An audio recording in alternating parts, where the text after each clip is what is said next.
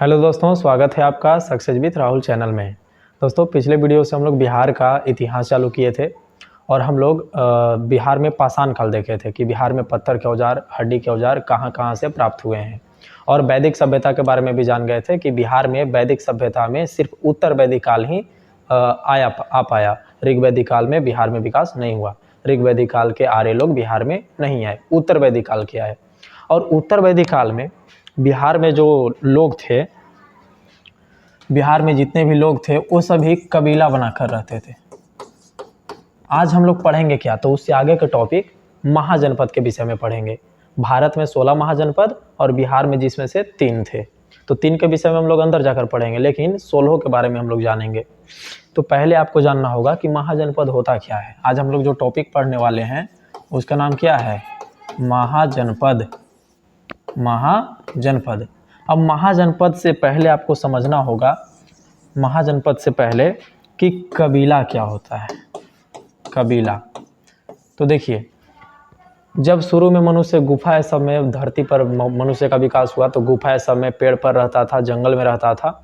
और जब धीरे धीरे मनुष्य का दिमाग विकसित होने लगा तो गुफा में धीरे धीरे और विकसित हुआ, तो गुफा से उतरकर मैदान की तरफ जाने लगा। और जब मैदान की तरफ जाने लगा तो घर बनाने लगा। और फिर धीरे धीरे और विकास हुआ तो ये सभी लोग जो है घर बनाकर कुछ लोगों के साथ रहने लगा और कुछ लोगों का एक ग्रुप बन गया जिसे हम लोग कबीला कहते हैं। क्या कहते हैं? कबीला। तो कबीला कुछ लोगों का, कुछ परिवारों का एक समूह होता था। और कबीला, कई कबीला जब मिलकर छोटा छोटा राज्य बनाने लगा तो उसे जनपद कहा जाने लगा। क्या कहा जाने लगा? जनपद। तो कबीला मिला तो राज्य बना। क्या बना? राज्य। और राज्य मिला तो जनपद बना। क्या बना? जनपद। और जब जनपद मिला तब जाकर क्या बना? तो महाजनपद। तो कबीला का शुरुआत हुआ, शुरू में कई कबीला मिले तो राज्य बना, और कई राज्य मिला तब जाके जनपद बना। और जब जनपद कई जगह मिल गए तो जनपद टोटल मिलकर क्या बना दिए? तो महाजनपद। और महाजनपद के टोटल संख्या है 16। महाजनपद की संख्या कितना? 16। तो महाजनपद यही 16 है। कौन कौन है इसी के विषय में पढ़ना है। लेकिन आपको सबसे पहले जानना होगा कि महाजनपद उस समय, किस समय? देखिए, तो ये जो महाजनपद है सभी का उत्पत्ति 600 ईसा पूर्व में हुआ है। 600 ईसा पूर्व से लेकर 300 ईसा पूर्व में ये सभी महाजनपद हुआ करते थे। इस समय ये सभी 16 महाजनपद हुआ करते थे। बाद में भी था, लेकिन खास करके 600 ईसा पूर्व से 300 ईसा पूर्व। अब देखिए, ये जो 16 महाजनपद उस समय थे, इनकी जानकारी हम लोग को कहाँ से मिला? कोई आकर तो उस समय का आदमी बताया नहीं कि इस समय 16 महाजनपद था। जैसे अभी भारत में 28 राज्य है, 8 केंद्र शासित प्रदेश है, यह कहीं पे लिखा हुआ है, बच्चा बच्चा यहाँ को जानता है। उसी प्रकार से आपको महाजनपद जो 16 था उसके बारे में जानकारी कहाँ मिलता है? तो उस समय बौद्ध ग्रंथ और जैन ग्रंथ कुछ ऐसे थे जिसमें महाजनपद की जानकारी प्राप्त होती है। तो आपको याद रखना है कि बौद्ध धर्म का कौन सा ऐसा ग्रंथ है जिससे महाजनपद की जानकारी होता है। वो कितना महाजनपद? तो 16। तो ये आपको ग्रंथ है अंगुतर निकाय। कौन सा ग्रंथ है? अंगुतर निकाय। और बौद्ध धर्म का ही एक और ग्रंथ है जिसका नाम है महावस्तु। क्या नाम है? महावस्तु। तो महावस्तु और अंगुतर निकाय दो ऐसे बौद्ध ग्रंथ हैं। किस धर्म का ग्रंथ है? तो बौद्ध धर्म का। तो बौद्ध ग्रंथ हुआ, तो अंगुतर निकाय और एक महावस्तु, ये दो ऐसे बौद्ध ग्रंथ हैं जिनसे 16 महाजनपद की जानकारी प्राप्त होती है। और कुछ जैन ग्रंथ भी है, कुछ जैन धर्म का भी ग्रंथ है। और जैन ग्रंथ कौन है? तो एकमात्र आपको है जिसका नाम है भगवती सूत्र। क्या नाम है? भगवती सूत्र। तो 3 किताब है, 3 किताब से ही आपको 16 महाजनपद के जानकारी प्राप्त होता है, जिसमें 2 किताब बौद्ध धर्म का और 1 किताब जैन ग्रंथ है, यानी कि जैन धर्म का है। तो भगवती सूत्र, अंगुतर निकाय और महावस्तु, यह 3 ग्रंथ जो है, यह 3 ग्रंथ से 16 महाजनपद की जानकारी प्राप्त होती है। उस समय के राजा की जानकारी प्राप्त होती है, कौन सा राजा था, उसकी राजधानी कहाँ थी, कौन सा महाजनपद किस क्षेत्र में पड़ता था, इन सभी की जानकारी आपको इन तीनों पुस्तक में प्राप्त होगा। तो हम लोग महाजनपद कैसे बना, महाजनपद कब हुआ, महाजनपद कितने थे, महाजनपद की जानकारी किस किस पुस्तक से प्राप्त होती है, इतना जान लिए। और इसके बाद आपको जानना है कि वह 16 महाजनपद था कौन कौन, और यह 16 महाजनपद जो है वह भारत में कहाँ कहाँ था, तो ये सभी आपको जानना है। और फिर बिहार में कहाँ कहाँ था, तो ये सभी जानने के लिए आपको थोड़ा सा ध्यान देना होगा मैप पर। अगर आप ये जो भारत का मैप है, भारत का मैप देखिएगा तो यह है जम्मू कश्मीर और लद्दाख, हरियाणा, हिमाचल प्रदेश, पंजाब, हरियाणा, उत्तराखंड, यूपी, बिहार। इधर देखिएगा तो उड़ीसा, पश्चिम बंगाल, यह है झारखंड, यह है छत्तीसगढ़, और यहाँ देखिएगा तो यह है महाराष्ट्र। कौन सा जगह है? महाराष्ट्र। यह देखिएगा तो महाराष्ट्र है। यहाँ से आपको विंध्य पर्वत श्रेणी है, और यहाँ से ऊपर जितना भी क्षेत्र है उसको उत्तर भारत कहते हैं। क्या कहते हैं? उत्तर भारत। और नीचे वाला क्षेत्र को दक्षिण भारत कहते हैं। तो सवाल आपको डायरेक्ट पूछता है कि बताइए उत्तर भारत में कितने महाजनपद थे और दक्षिण भारत में कितने महाजनपद थे। तो आपको याद रखना है 16 महाजनपद में से 15 महाजनपद जो थे उत्तर भारत में। 15 महाजनपद कहाँ? उत्तर भारत में। और एकमात्र महाजनपद कहाँ आपको? तो दक्षिण भारत में। तो 16 महाजनपद में 15 उत्तर भारत में, और एक जो बचा हुआ आपको दक्षिण भारत में। और एकमात्र जो दक्षिण भारत में है उस महाजनपद का नाम था अस्मक। क्या नाम था? अस्मक। तो आपको नोट करते चलना है। पहला महाजनपद के बारे में आप जान लिए कि पहला महाजनपद दक्षिण भारत में था, और दक्षिण भारत तो इतना बड़ा है, देखिए इतना बड़ा यहाँ तक है आपको, तो इतना बड़ा क्षेत्र में दक्षिण भारत में कहाँ था अस्मक? तो आपको ये जो महाराष्ट्र देख रहे हैं, महाराष्ट्र में एक गोदावरी नदी ऐसे प्रभावित होती है, तो महाराष्ट्र में गोदावरी नदी के किनारे ही आपको, महाराष्ट्र के गोदावरी नदी के किनारे ही आपको दक्षिण भारत में कौन सा? तो अस्मक महाजनपद। और अस्मक महाजनपद की राजधानी पूछता है, तो इसका राजधानी पोटन या पोटली, पोटन या पोटली, तो यह इसका राजधानी था। तो पहला महाजनपद के बारे में हम लोग जान गए। पहला महाजनपद कौन? तो दक्षिण भारत में था, एकमात्र महाजनपद गोदावरी नदी के किनारे, और यह वर्तमान के महाराष्ट्र कर्नाटक क्षेत्र में पाया गया है। और इसकी राजधानी थी पोटन या पोटली, उसका नाम क्या है? तो अस्मक। तो पहला जान गए। अब देखिए सबसे ज़्यादा महाजनपद एक और जान जाइए आप लोग। ऐसे भारत के किनारे ऐसे देखिएगा तो पाकिस्तान है, और फिर देखिएगा तो अफगानिस्तान है। तो पाकिस्तान, अफगानिस्तान में भी 16 में से एक एक महाजनपद थे। और सवाल पूछता है कि बताइए पाकिस्तान में कितने महाजनपद थे, अफगानिस्तान में कितने महाजनपद थे? तो दोनों जगह पे एक एक, दोनों जगह पे कितने? एक एक। पाकिस्तान में जाइएगा, पाकिस्तान में, तो ये जो पाकिस्तान वाला क्षेत्र है यहाँ पे एकमात्र महाजनपद था जिसका नाम था गांधार। क्या नाम था? गांधार। और गांधार की राजधानी थी तक्षशिला। गांधार की राजधानी तक्षशिला। तो आपको देख रहे हैं एक दक्षिण भारत में, एक पाकिस्तान में, और एक अफगानिस्तान में। एक कहाँ? अफगानिस्तान में। तो वर्तमान अफगानिस्तान में आपको एकमात्र महाजनपद था जिसका नाम था कम्बोज। क्या नाम था? कम्बोज। और ये जो कम्बोज महाजनपद है इसकी राजधानी कहाँ? तो इसकी राजधानी दो नाम मिलता है, एक राजपुर और एक हाटक। तो कम्बोज की राजधानी या तो मिलेगा राजपुर या तो मिलेगा आपको हाटक। तो 3 महाजनपद के बारे में आप जान गए। और ख़ास हम लोग बिहार के बारे में पढ़ेंगे, तो बिहार में स्पेशल 3 महाजनपद के बारे में पढ़ना है। तो अभी इंतजार कीजिए बिहार में महाजनपद आने के लिए। तो दक्षिण भारत में एक पढ़ लिया आप अस्मक, उत्तर भारत में आप 2 पढ़ लिए, एक अफगानिस्तान में। अफगानिस्तान में कौन है? तो आपको कम्बोज है, कम्बोज की राजधानी राजपुर या हाटक है। पाकिस्तान में कौन है? तो पाकिस्तान में आपको गांधार है जिसकी राजधानी तक्षशिला है। तो हम लोग 3 पढ़ लिए, एक पढ़ लिए कम्बोज, एक पढ़ लिए गांधार, और एक पढ़ लिए अस्मक। तो 3 पढ़ लिए। यह 3 के बाद अगर आप 3 के बाद यदि आप हरियाणा और पंजाब वाला क्षेत्र में देखिएगा, नोट करते चलिएगा आप लोग, तो एक पढ़ लिए कम्बोज, एक पढ़ लिए तक्षशिला, और एक पढ़ लिए हम लोग अस्मक। यहाँ पे अस्मक पढ़े कि नहीं पढ़े? अस्मक पढ़ लिए। अगर आप पंजाब और मेरठ, पंजाब बोल रहे हैं, हरियाणा और मेरठ वाला क्षेत्र में आइएगा, तो यहाँ पे एक महाजनपद था जिसका नाम था कुरु। क्या नाम था? कुरु। और कुरु की राजधानी इंद्रप्रस्थ। कुरु की राजधानी इंद्रप्रस्थ। कुरु की राजधानी कहाँ थी? तो इंद्रप्रस्थ इसकी राजधानी थी। तो चौथा हम लोग जान गए, वर्तमान के हरियाणा और मेरठ क्षेत्र में आपको था।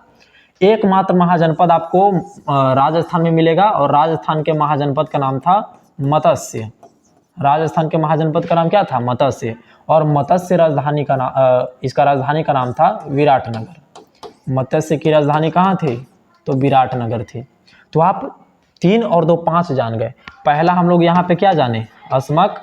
अस्मक के बाद हम लोग जाने अफगानिस्तान में स्थित है कंबोज। कंबोज के बाद हम लोग पाकिस्तान में जाने गांधार। और सबकी राजधानी तो पक्का याद कर लेना है।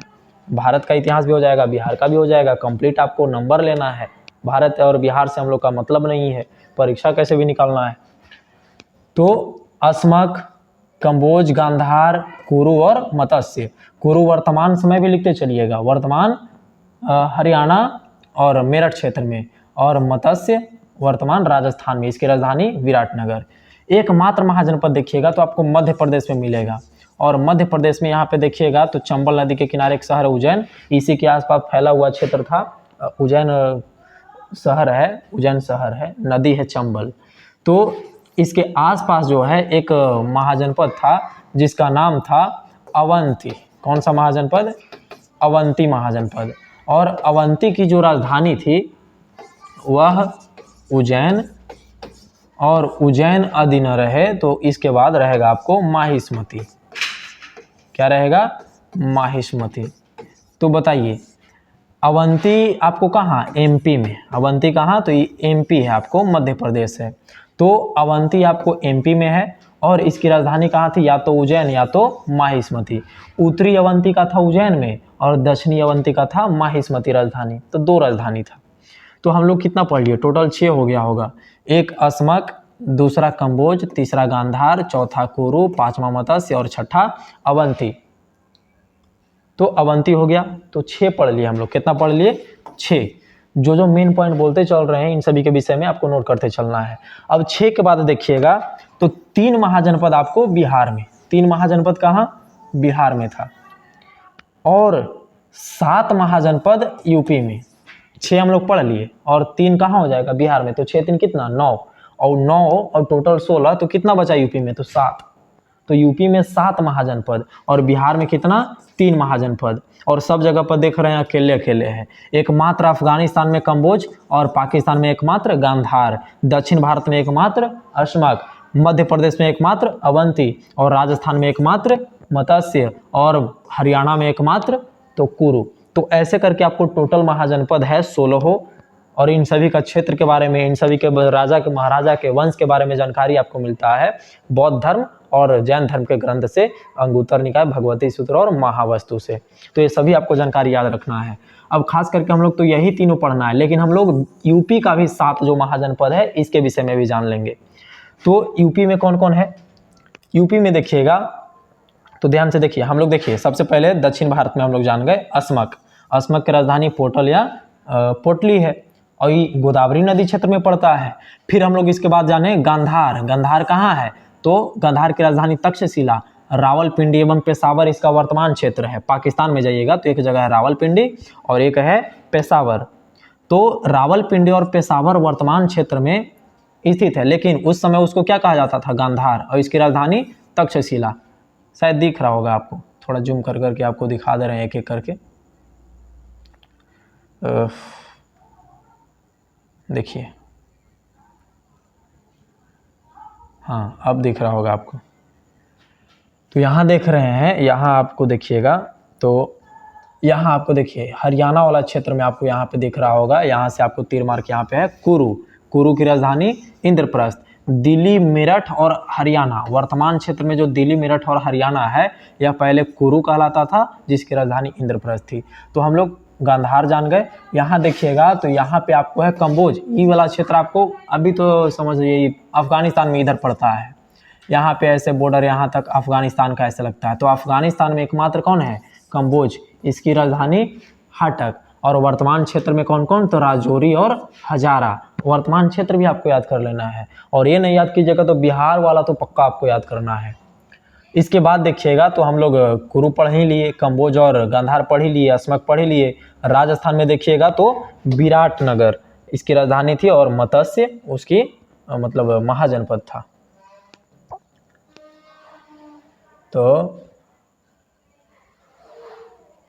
हाँ देखिए, अब दिखेगा आपको।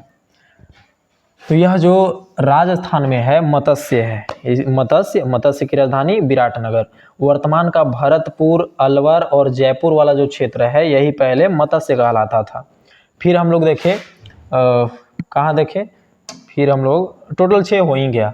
और बिहार में कितने हैं? 3। तो बिहार का 3 स्पेशल तो पढ़ेंगे ही, लेकिन पहले यूपी वाला देख लेते हैं। तो यूपी में सबसे इधर देखिएगा पश्चिमी साइड में तो सूरसेन, और सूरसेन की राजधानी मथुरा। यूपी में 7 टोटल है। पहला है सूरसेन, सूरसेन की राजधानी मथुरा।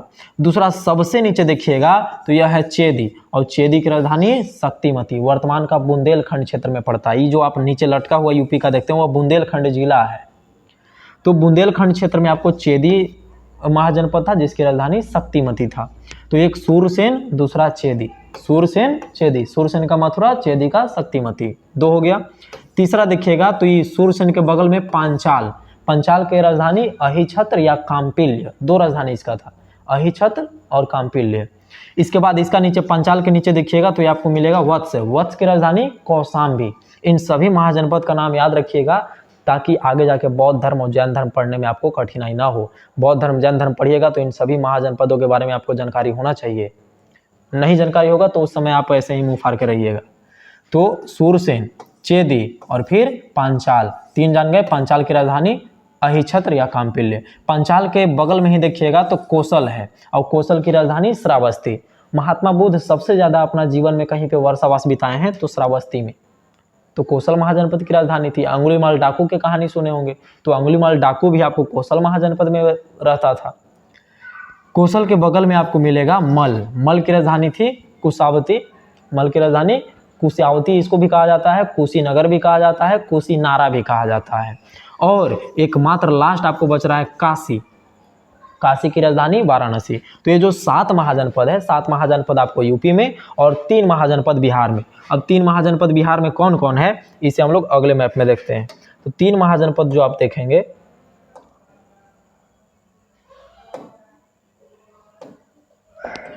तीन महाजनपद देखिए, जो आप 3 महाजनपद देखते हैं आप बिहार में, अगर आप देखेंगे बिहार को तो ऐसे आप बांट दीजिए इसको, तब समझ में आएगा। देखिए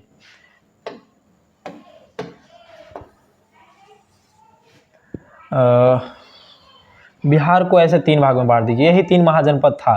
बिहार को ए वाला जो देखिएगा यह भागलपुर और मुंगेर इधर है। तो मुंगेर और भागलपुर प्रमंडल के जितने भी इधर जिला हैं उन सभी जिला में जो क्षेत्र में जो महाजनपद फैला हुआ था, इस महाजनपद को अंग महाजनपद कहा जाता था। हम लोग 6 पढ़ लिए अलग अलग, 7 पढ़ लिए यूपी में, और बाकी जो बचा 7 6 13 हो गया, 3 बचा कहाँ है? बिहार में। तो बिहार में जो भागलपुर और मुंगेर प्रमंडल के जो जिला हैं उन सभी क्षेत्रों में अंग महाजनपद था, और अंग महाजनपद के विषय में पढ़ेंगे। ऊपर में देखिएगा तो वज्जी महाजनपद था। ऊपर में कौन सा महाजनपद? वज्जी, वज्जी संघ इसको कहा जाता है। क्या कहा जाता है? वज्जी संघ। तो ऊपर में वज्जी संघ, और नीचे वाला क्षेत्र में देखिएगा तो इधर आपको पटना प्रमंडल मिलेगा, और इधर देखिएगा तो मगध प्रमंडल मिलेगा, पटना और गया। तो खास करके पटना गया वाला क्षेत्र में यहाँ जो महाजनपद फैला हुआ था उसका नाम मगध महाजनपद है। कौन सा महाजनपद? मगध। तो बिहार में कितने महाजनपद? 3, वज्जी संघ, अंग, मगध। वज्जी, मगध, अंग, अंग, वज्जी, मगध। तो 3 महाजनपद जो है आपको बिहार में, वर्तमान बिहार में। अब यही 3 महाजनपद के विषय में आपको खास करके सवाल पूछेगा। अब 3 महाजनपद में देखिएगा तो मगध सबसे शक्तिशाली उभर कर आता है, और मगध में कई शासक आते हैं। सबसे पहले हम लोग जानते हैं वज्जी के बारे में, फिर अंग के बारे में, और फिर मगध के बारे में जानेंगे। तो वज्जी संघ जो है, वज्जी संघ 8 गणराज्यों से मिलकर बना हुआ था। वज्जी संघ कितने गणराज्यों से? 8। सभी का हम लोग राजधानी देखें, वज्जी, अंग और मगध का भी तो राजधानी होगा। तो वज्जी संघ की राजधानी थी वैशाली। वज्जी संघ की राजधानी कहाँ थी? तो वैशाली। लेकिन वज्जी संघ 16 महाजनपद में वज्जी और मल, वज्जी और मल 2 ऐसे महाजनपद हैं, वज्जी और मल, जो लोकतंत्रात्मक थे। बाकी सब राजतंत्रात्मक, लेकिन 2 ऐसे थे जो लोकतंत्रात्मक थे। कौन कौन? तो एक वज्जी और एक मल। दोनों में जनता का शासन चलता था। जनता अपना प्रतिनिधि चुनते थे, वहाँ से शासन चलता था। तो ये जो आप वज्जी संघ देख रहे हैं, इसकी राजधानी कहाँ थी? तो वैशाली थी। वैशाली से ही पूरा शासन चलता था। वैशाली 8 गणराज्यों से मिलकर बना था। कितना गणराज्य? 8। जैसे भारत भी एक गणराज्य है अभी, तो गणराज्य में जनता का शासन होता है, जनता के प्रतिनिधि का शासन होता है। तो गणराज्य था वज्जी संघ। जैसे भारत संघ है और भारत संघ 28 राज्य और 8 केंद्र शासित प्रदेश में बटा हुआ है, उसी प्रकार से वज्जी संघ था। और वज्जी संघ जो है 8 गणराज्य में बटा हुआ था। कौन कौन? तो एक था वज्जी, एक था लिच्छवी, एक था विदेह, एक था जातक। वज्जी, लिच्छवी, विदेह, जातक, इक्ष्वाकु, फुरु, उग्र और भोग। तो यह टोटल 8 संघ में बटा हुआ था, 8 गणराज्य में बटा हुआ था। और इस 8 गणराज्य में आपको ज़्यादा याद रखना है लिच्छवी के बारे में। किसके बारे में? लिच्छवी गणराज्य। किसके बारे में याद रखना है? लिच्छवी गणराज्य। यह जो लिच्छवी गणराज्य है, लिच्छवी गणराज्य एकमात्र दुनिया का ऐसा पहला स्थान है जहाँ पे लोकतंत्र पैदा हुआ, जहाँ पे गणराज्य पैदा हुआ, जहाँ पर लोकतंत्र का उत्पत्ति हुआ पूरे दुनिया में। तो लोकतंत्र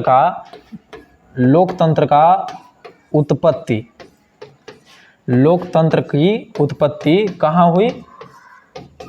लोकतंत्र की उत्पत्ति कहाँ हुई? तो लिच्छवी गणराज्य में।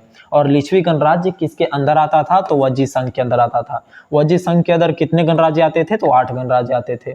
वज्जी संघ की राजधानी कहाँ थी? तो वैशाली। मगध साम्राज्य पढ़िएगा तो मगध साम्राज्य का एक शासक हुआ बिंबिसार। बिंबिसार का यह ननिहाल हुआ करता था, लेकिन वैशाली पर आक्रमण करके उसको मगध में मिला लिया था। तो वज्जी संघ को भी मगध में मिला लिया जाएगा और मगध एक शक्तिशाली साम्राज्य बनकर उभरेगा। तो यह वज्जी संघ के विषय में हुआ। 8 गणराज्य के नाम याद रखिएगा, लेकिन सबसे ज़्यादा किसके बारे में? लिच्छवी गणराज्य के बारे में। इसकी राजधानी कहाँ थी? तो वैशाली थी। इसके बारे में और कहानी हम लोग धीरे धीरे आगे जानेंगे। वज्जी संघ के बाद जानिए आप अंग के बारे में। तो अंग की राजधानी थी चंपा। चंपा का एक और नाम है मलिनी। चंपा का एक और नाम क्या है? मलिनी। और ये जो मलिनी है, मलिनी का एक और नाम मिलता है चेनन्या। और चेनन्या किसने कहा है? वेनसंग ने कहा है। वर्तमान के अंग है कहाँ? तो वर्तमान के आप देखिएगा तो वर्तमान के भागलपुर और मुंगेर डिस्ट्रिक्ट वाला जो जिला देखिएगा आप, मुंगेर प्रमंडल वाला जिला देखिएगा, उस क्षेत्र में आपको कौन सा महाजनपद है? तो अंग महाजनपद। वेनसंग ने अंग की राजधानी चंपा को क्या कहा है? तो चेनन्या कहा है। यहाँ के एक शासक थे जिनका नाम था ब्रह्मनंद। ब्रह्मदत्त था। क्या था? ब्रह्मदत्त। ब्रह्मनंद नहीं, ब्रह्मदत्त। ये जो ब्रह्मदत्त शासक हैं अंग के, इस शासक को बिंबिसार ने हराया था। अभी आपको लग रहा होगा कि ये सब क्या है, धीरे धीरे हम लोग आगे पढ़ेंगे। बिंबिसार, तो बिंबिसार के बारे में आगे पढ़िएगा तो पता चलेगा कि बिंबिसार अंग पर आक्रमण किया था। बिंबिसार मगध साम्राज्य का शासक था और बिंबिसार अंग पर आक्रमण किया था, ब्रह्मदत्त को हराया था और अंग को मगध में मिला लिया था। किसमें मिला लिया था? मगध में। तो ये जो वज्जी संघ है और मगध है, वज्जी संघ है और अंग है, दोनों जाकर लास्ट में मगध में मिल जाता है। अब तीसरा हम लोग देखिए, पहले वज्जी के बारे में पढ़े, फिर मगध अंग के बारे में पढ़ लिए और अब हम लोग पढ़ेंगे मगध के विषय में। किसके विषय में? मगध। तो मगध जो है, मगध की राजधानी कोई एक नहीं है। 16 महाजनपद में सबसे शक्तिशाली महाजनपद अगर कोई है तो वह है मगध महाजनपद। और ये जो मगध महाजनपद है उसमें एक वंश कोई शासन नहीं किया है, टोटल 7 वंश मिलकर शासन किया है इसमें। और कई विदेशी आक्रमण भी हुए, जिसमें सिकंदर सबसे ज़्यादा जाना जाता है, लेकिन मगध में आक्रमण कर नहीं पाया, व्यास नदी के किनारे से ही लौट गया बेचारा। तो यहीं पे मगध में ही दुनिया भर में फैलने वाला बौद्ध धर्म उत्पन्न हुआ, जैन धर्म उत्पन्न हुआ। मगध की धरती पर ही अशोक जैसे महान शासक हुए, चंद्रगुप्त मौर्य जैसे महान शासक हुए। तो ये सभी जो शासक हैं सब मगध में पैदा हुए। और ये जो मगध की राजधानी है, शुरुआती समय में देखिएगा तो गिरिब्रज थी। इसकी राजधानी कहाँ थी? गिरिब्रज। गिरिब्रज को ही राजगीर भी कहा जाता है। तो इसकी शुरुआती जो राजधानी थी वह कहाँ थे? राजगृह। और राजगृह से परिवर्तित करके इसकी राजधानी बना दिया जाता है वैशाली को। किसको बना दिया जाता है? अजातशत्रु किसको बनाता है? वैशाली को। और वैशाली से फिर परिवर्तित करके इसकी राजधानी बना दी जाती है आपको पाटलिपुत्र। तो कौन राजधानी बनाया, क्यों बनाया, कारण क्या था, ये सभी हम लोग आगे के वीडियो में पढ़ेंगे। तो मगध साम्राज्य जो है, मगध साम्राज्य सबसे शक्तिशाली साम्राज्य था। क्या था? सबसे शक्तिशाली साम्राज्य। और जो सबसे शक्तिशाली साम्राज्य निकला, क्यों? तो यहाँ पे शासक बहुत अच्छे अच्छे हुए। यहाँ पे संसाधन की कमी नहीं था, यहाँ पे लोग बढ़िया कृषि करते थे, कुछ चीज़ का कमी नहीं था, तो राजा बहुरा जाता था, आक्रमण करते रहता था एक दूसरे पे, सब पर कब्जा कर लिया मगध के शासक लोग, तो इसलिए सबसे शक्तिशाली हुआ। और इसमें टोटल 7 वंश पढ़ना है। क्या पढ़ना है? 7 वंश के बारे में पढ़ना है। और इसी मगध साम्राज्य की धरती पर 2 धर्म पैदा हुए, जो बौद्ध धर्म और जैन धर्म है, इनके विषय में भी पढ़ेंगे। तो अगले वीडियो में हम लोग मगध साम्राज्य के विषय में पढ़ेंगे। तो आज का वीडियो जितना आपको पढ़ाए हैं उतना नोट करना है, समझ के पढ़ना है। एक बार ना समझ में आए तो दोबारा देखना है। और मेरा मेहनत अगर अच्छा लग रहा हो तो लाइक शेयर कमेंट भी कर दीजिएगा। आज का वीडियो इतने ही रखते हैं। धन्यवाद।